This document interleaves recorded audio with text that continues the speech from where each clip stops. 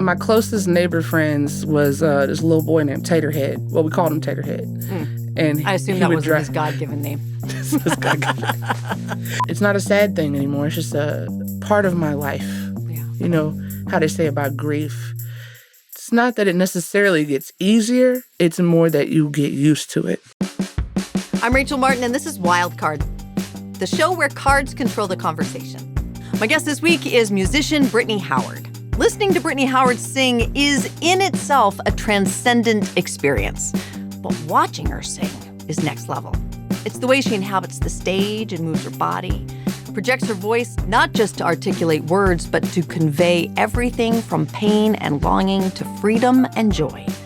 After nearly a decade, Brittany Howard is back with her band Alabama Shakes and a new album called I Must Be Dreaming. Brittany Howard, I'm so happy to welcome you to Wildcard. Thank you. It's so good to be here. So first round is memories. These are the first three cards. 1, 2, or 3. Let's go 2. Okay. Yes. Okay. Where would you go when you wanted to feel safe as a kid? When I wanted to feel safe as a kid, I would go in the woods, play with my animals, play in the creek. You live close to woods? Mm-hmm. Yeah, I grew up in the woods. Yeah. Grew up in the woods. My dad had a junkyard as well.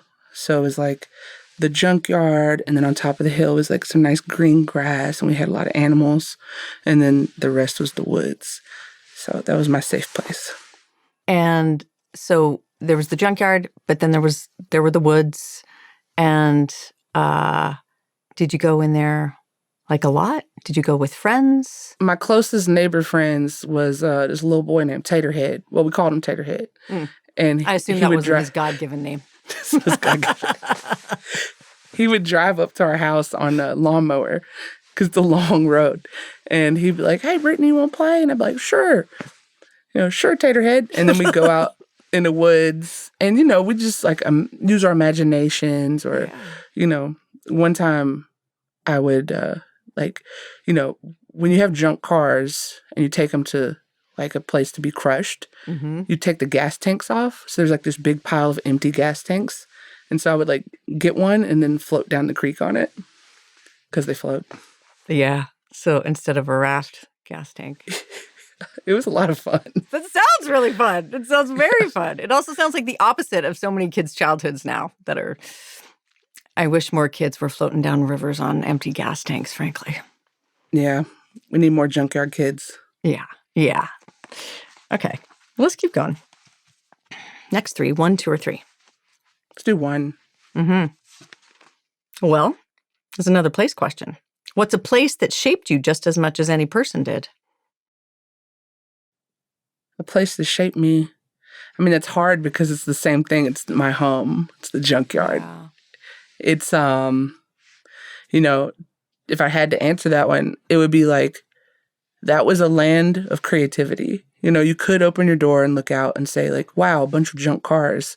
Or you could say like, that is my kingdom for the day. I'm going out there and I'm going to see what I can see. And some days there were like a castle. Some days they were like a lost cove. Like if you're a pirate, like so many scenarios could be made up out there in those junk cars in the woods. And I feel like that's where I really learned that with imagination, like, anything's possible. When you first started out writing music, can you draw a line from what you were writing in those early songs to the junkyard, or images that came to you as a result of that place, stories that percolated because of that place? Well, I'm sure like subconsciously, everything's connected to the junkyard. Yeah. There's something about being like one of the poor kids, but you're not really poor. You have family, and we always had like food on the table. Maybe we didn't get all the nicest things and the newest clothes or whatever, but we always had a lot of fun. There's a certain type of fun you can have that is free. Yeah. And I learned that very early on. And I feel like when I think of myself, and of course then the music that comes out of me, it's always like from this place of resourcefulness. And it goes all the way back to there, where it's like the most fun I ever had cost $0. And that's never left me. Like that is my home, and those are my people. And the idea of resourcefulness being a fount of creativity is really interesting, because it means being resourceful implies that the resources are scarce. There's a scarcity, and that it requires you to be creative. I think it requires you to be creative, and it also requires you to change your perspective, to reframe everything around you. Like, I didn't know I was poor until the other kids said something to me. You know what I mean? Because I was wearing, like, I go to the flea market and get the off-market Jordans and the off-market Calvin Klein. It's like, might be Calvin Klein. I was wearing that, Missing and I didn't know there's anything. I didn't know there's anything wrong with that until I found out. But I didn't really feel bad about myself, because I had this whole entire world inside that was just abundant and flourishing. And I thought maybe those kids just don't have that or something. Were your parents good about helping buoy you, so you knew how to manage kids who were going to call out, like, the misspelling of Calvin Klein in your pants or whatever? Yeah, I'd say my dad was pretty good at that. Like, there were some older boys that were, like, in middle school, and, like, I was in elementary school, and they would pick on me, and I would come home and I would tell my dad, because I'd be crying. And I'd be like, Dad, so-and-so picked on me. He said this about me. And my dad would tell me the craziest thing. He'd be like, I'm going to hire someone to break their legs. And I was like, oh. And then I felt better. There's like, you're like, that is exactly what I needed to hear. It's exactly what an 8-year-old girl needed, I guess. He never did. I was going to say, presumably, he didn't follow through. No. But there was power in the promise. I was like, wow, he really cares about me. That's right. My dad really loves me. He's going to go beat that guy's butt. Such a sweet guy. So it sounds like there's a lot of joy in your house, which is a lovely thing. Was there a lot of music? Yeah, music everywhere in my house. So I come from a mixed background. My mom's white, my dad's black. And there was lots of different types of music.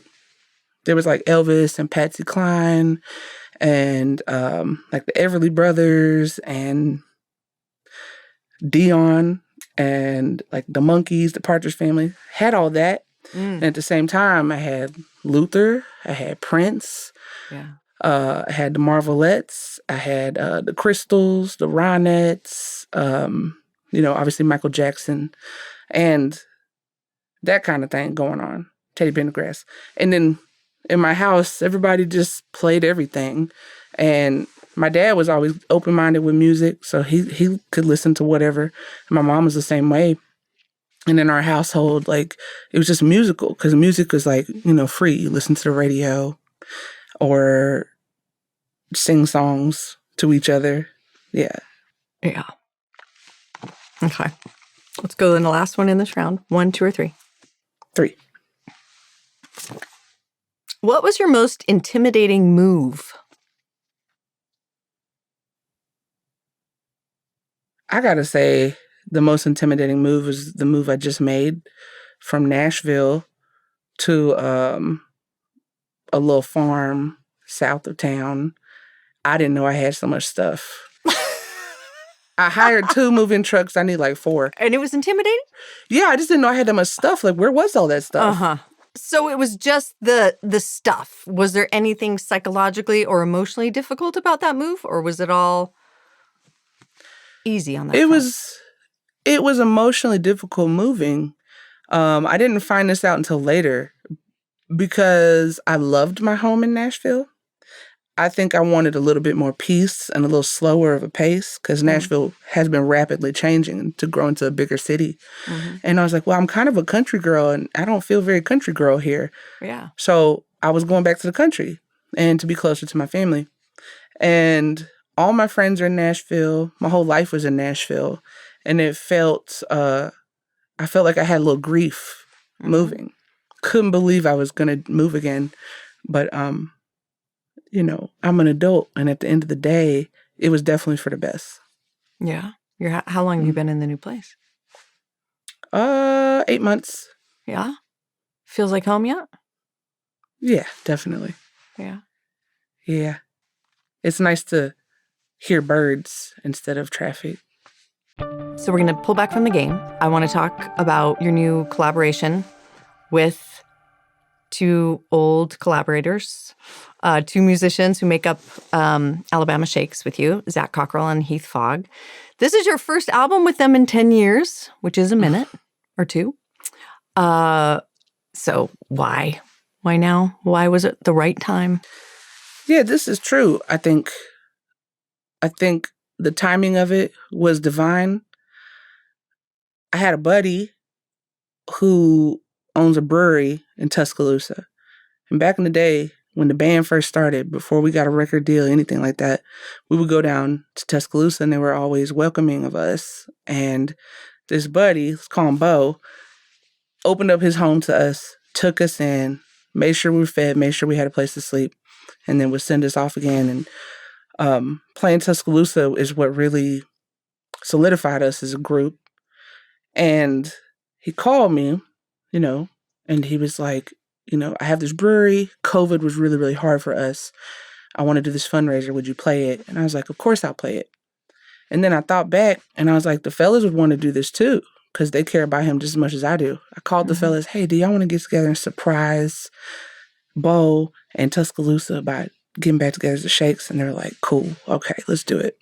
So to get together, we had to get together and rehearse the songs again. It's been a long time. We had to figure out how to play them. Yeah. So we're like knocking the rust off these songs and trying to get them back together. And we're having a lot of fun. And we go and do the gig. And it was a great surprise. And we raised a lot of money and set him up right. And then after that, we were just like, man, maybe we should just keep playing. And maybe we should do some shows again. That would be super fun. And then everything kind of snowballed until like, wow, we have written all this new material. We should make an album. So I feel like everything happened really naturally. So do you just pick up where you left off? Like, you know, you've been out doing your own thing and making music on your own terms and performing. And it's a different game altogether to come back and be in musical community with other people and write together. Yeah, that's true. Was it easy? It was new. It was surprising. I think the whole thing was surprising. How come? What surprised you? Well, what surprised me is we're all older now, you know, just a little bit. And we're all gentler and we're more sensitive. And where we are now is not necessarily where we were then. And we weren't trying to recreate then. We were trying to get together and figure out what version of ourself is driving now, so to speak. And how do we meet all of those people together and agree on music? How are you feeling? What are you listening to? Yeah. I'm listening to this. This is how I feel lately. Have you seen the world around us lately? How do you feel about that? And it's kind of like getting in there and creating something from that. You know, just like we used to. How do we get along in this musical conversation? And so we started there again. And it did feel like starting again. I don't think it felt like picking up where we left off, but it was just like, hi, good to see you. Yeah. Okay, so on the new album, you can definitely hear like the foundation of Alabama Shakes music, right? Roots and soul, but it's going in all kinds of interesting directions now. How'd that happen? Yeah, I mean, well, I guess my greatest teacher when it came to music was music itself. I never went and had any formal education with music. I would just listen to it and listen to all kinds of it. And there's still so much missing from the Alabama Shakes conversation as far as what we're about, what we like to express. And some of it was sludgier. And some of it kind of harkens back to the Partridge Family. You know, there's stuff those musicians were doing in the studio for that Partridge Family album. That was funky. It was cool. Yeah. And it was done with a harpsichord. Just things and feelings and nostalgia that I want to collect and express myself with, especially when it comes to like American Dream that has like a very heavy sludginess to it. And that kind of reminded me a little bit of Black Sabbath. Mm-hmm. And I wanted to talk about our society and what it feels like living in that society today. I'm latched onto your description as the music being sludgy. That's a really evocative, interesting way to describe it. It doesn't feel great, that word, does it? It feels heavy and I don't know. What does it mean to you for music to be sludgy? I wouldn't say all the songs feel sludgy. I guess I'm just speaking about a few. Yeah. Because I feel like sometimes there's no words to describe a feeling. Often. I think music helps with that. I think if someone were to say, I feel like this today, and they put on a song like American Dream, I feel like I would understand. I feel like I could go into that a great deal, but what I'll say is the sludginess reminds me of getting your legs stuck, and all you want to do is progress forward, and you want to see the scenery change, but you can't, and you're like, what is this force holding me back, and how do I work my way out of it? That's the question today. And so I guess that's what I mean by sludgy, especially in reference to American Dream. Yeah. This is the next round. Brittany. Okay. Insights. 3 new cards. 1, 2, or 3. What are you feeling? 3. What's a sound that instantly puts you at ease? Oh, that's a good question. That is such a good question. You can sit with it for a minute. Because there's so many sounds that put me at ease. I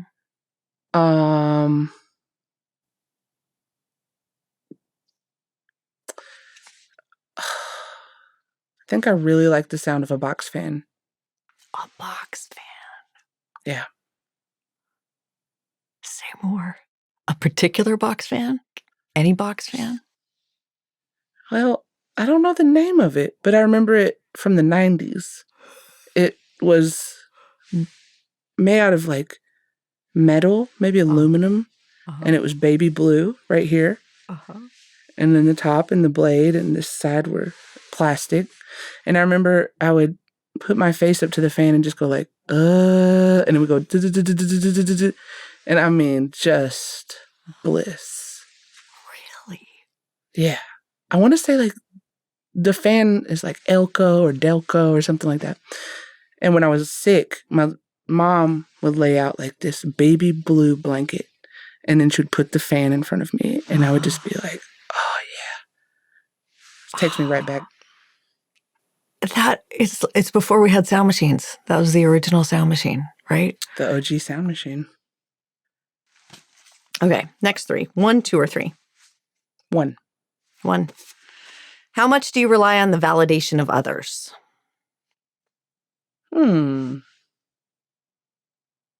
feel like this whole time in Alabama Shakes, I've really just been trying to like make music that Zach and Heath will like. If they like it, you know, it's probably a good sign. I usually start there. I mean, I can like something, but somebody else can hear it and be kind of like, wow, that's kind of chaotic. But I hear music in it, you know. But I think when I bring something to the table and I see Zach and Heath light up, I feel like I really feel validated. Like, we should pursue this song. And what about other people? Like critics, especially when you were early in your career, it's such a vulnerable place to be. I mean, being a musician in general, being any kind of artist, but also being a singer, I feel like it's even more vulnerable because your instrument is you know what I mean? And in those early years where you did the opinions of the industry or other peers, did those weigh heavier than they do now? Maybe it does. Maybe. I haven't really considered it. I guess because I'm busy in the studio or I'm busy on the road.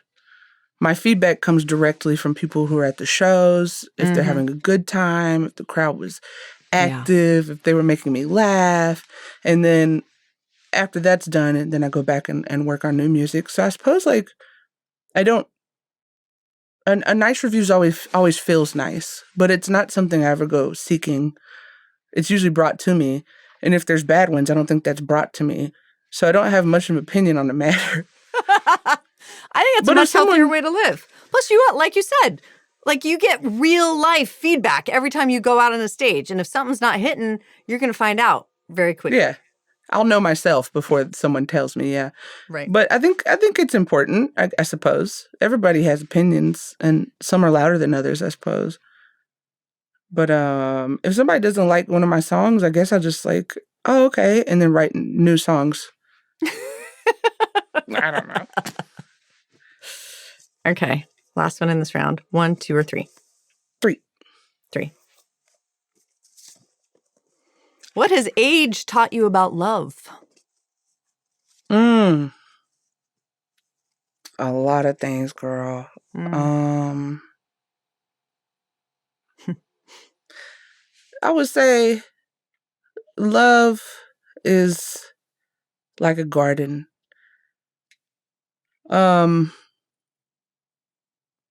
If you pour into it, it can pour more into you. But somewhere out there, the love's always there. You know, somewhere out there, the flowers are always growing. There's always love. You know, I can still have love for people that I can't stand. You know, love is the most powerful thing that makes up this world. Love is the motivator for human life, I'd say. And what I've learned about relationships in terms of love is something you do have to grow and weed and care for and tend to. And it doesn't always feel like those lovey-dovey feelings of like infatuation. And that's how you know you got the good stuff. When ain't nobody leaving nobody, you sit down, you work it out, love grows stronger, like bark. So I'd say, yeah. I love the idea of bark. I don't know. It's sturdy and beautiful and quiet. I'm out here spitting. Write this down.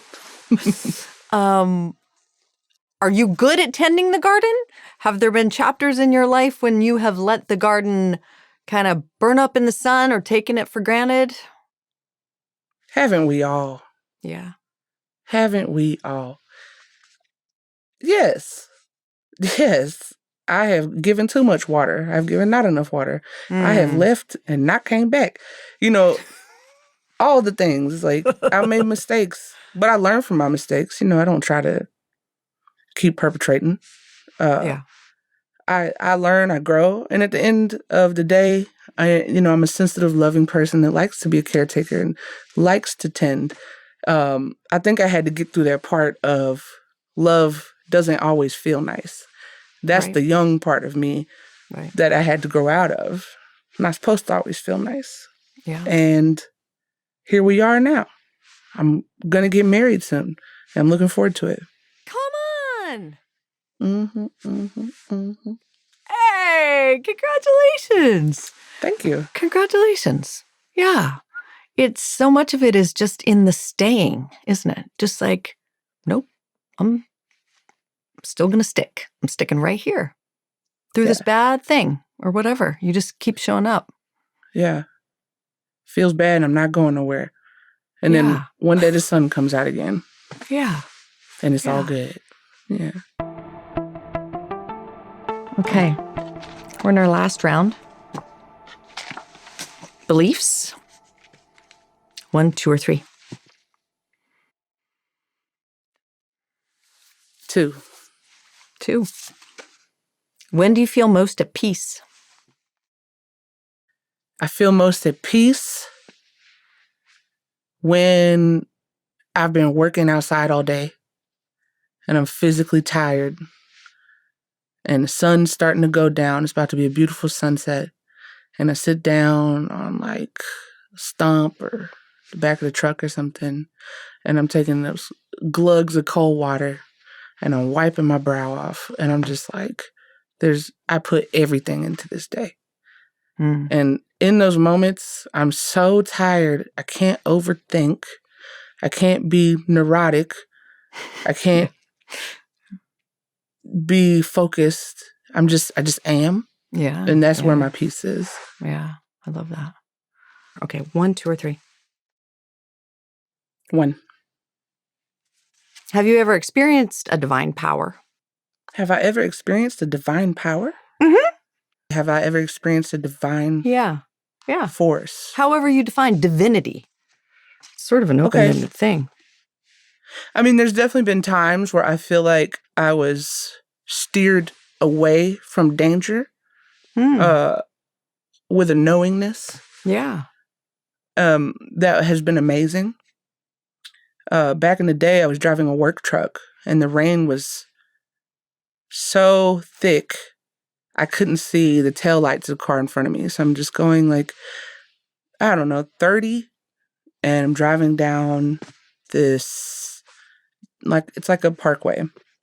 And I'm driving, all of a sudden I see that all the cars in front of me are stopped. And I'm about to slam into the back of this car. And then my hand just kind of turned the wheel. And I wasn't sure what I was turning into. I couldn't see. I just turned and it just happened to be an off-ramp, like right there. Wow. You know, I didn't know that was there. I couldn't tell. But I felt very divinely protected in that moment because I would have smashed the car pretty bad. And another instance of maybe divine intervention, I pull up to a stoplight on my way home. I stop there every night. And this night, I want to say it was like a voice, but it wasn't like an audible voice. It was like a thought that wasn't my thought. I know what my thoughts sound like. And it was like the light turned green. And then I hear this little thought say like, just wait 2 seconds. And so I just sat at the light and waited for 2 seconds. And this car comes flying through, running the red light. It was probably going 65, 70 miles per hour.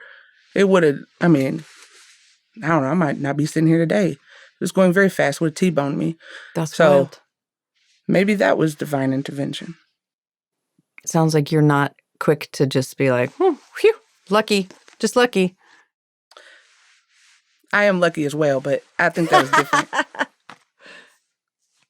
But it sounds like something, I hear you suggesting something else might have been at play and you're open to that. Oh, absolutely. Yeah. Some sort of, I don't know if it's angels or guardian angels or what it was, but it was definitely, it felt like something other than my own self ensuring my safety, whatever that may be. Yeah. Yeah. Last 3. 1, 2, or 3. I'm going to pick 3 and you're going to answer it. Oh, Lord. Have your feelings about death changed over time? Look at you. And I'll wait. Okay, my feelings about death have changed. Regular listeners to our show will know that both my parents have passed. My mom died when she was only 60, which felt real young. And so I think anytime you lose a person, you think about how finite all of it is, and you're mad for a while. And I was angry for a while, especially around my mom. And then selfishly, and I was just sad for myself. I was like, these are all the things she's not going to get to see. And these are all the experiences I'm going to have without her. And that just seems like a raw deal. But I'm older. It's never easy. Obviously, it's a horrible human thing to endure. But it's also, like we've been talking about, it is a natural part of living, is the dying. And I'm talking a good talk right now. I don't know if it's always horrible, but I hope when confronted with my own imminent demise or that of a loved one, that I will accept it in a different way than I did with my mom's death because I did not accept it very readily then. So that's my answer. And no one could blame you. Yeah. Now you have to answer it. My relationship to death. So I watched someone, my sister, suffer before she died. And then death looked different. At first it was very scary because, she'll be gone and everyone will be sad all the time. But it was the suffering that made it seem like a gift. And of course, like you said, if you're born, that's your guaranteed IOU to death. Like you will go somewhere. And recently I lost my grandmother, who I was very close to. I'm sorry. And that was hard. Yeah. Because it, like you said, it was too soon. She wasn't old enough yet, so that hurt. Yeah. And felt unfair. Because she was a very good person. And the way she left us didn't feel dignified enough for her, for the type of person she was. So, yeah, I have angry feelings about that. But then, like you said, it's life and it's a raw deal. And I believe that there's another place, divine or not. It could be a scientific place, a different plane, something my brain doesn't fully understand. But I do believe there's another place. And I do believe at the end of someone's life, everyone who's left is really the one who suffers. So in some ways, I feel like she went to peace. And then it makes me feel a little bit better. Yeah. And one day, hopefully a long time from now, because I got lots of plans, one day I'll go to that peace too. And when I call it peace and not death, it makes it less unfortunate. Yeah. Yeah. Do you feel your grandma or your sister in certain ways at certain times? Absolutely. Absolutely, yeah. Yeah, my sister's been with me throughout my whole life. And as soon as I open my door, I have this big picture of her and I at the end of my hallway. So I see her every day. And I talk to her all the time. And it's not a sad thing anymore. It's just a part of my life. Yeah. You know, how they say about grief. It's not that it necessarily gets easier. It's more that you get used to it. And it's been 20-some years since then. And yeah. You were young. How old was she when she died? 13. Yeah. And I was 8. Yeah. Yeah.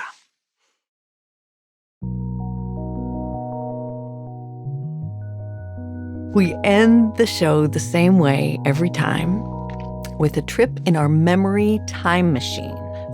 Oh. In the memory time machine, you pick one moment from your past that you'd like to revisit. It is not a moment you would change anything about. It's just a moment you'd like to linger in a little longer. Which moment do you choose? Girl, get out. That is hard. Is it? That is very hard. Well, it doesn't have to be like the life-defining moment. It's just like sit with it and see what comes up. Okay. One moment where I would linger is just at the end of the day, when my family was all together. We would sit around the TV. We'd all watch The Simpsons.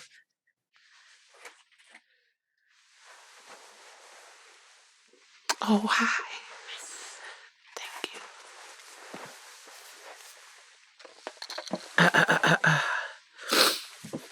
I'm a nose crier. Hold on. Yeah. At the end of the day, I would like to go back to me, my mother, my father, my sister, all sitting around at the end of the day watching The Simpsons. 7 p.m. all together. That'd be it. Yeah, that sounds awesome.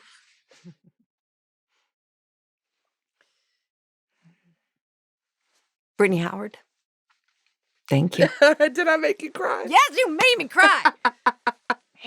That's what you get. Brittany Howard, thank you so much for doing this. Thank you so much for having me. I've loved it. Brittany Howard and Alabama Shakes. Their new album is called I Must Be Dreaming. If you like this episode, and I hope you did, you can drop us a comment and let us know. We love hearing from you, truly. You can also like the video and subscribe to the channel to get more from Wildcard.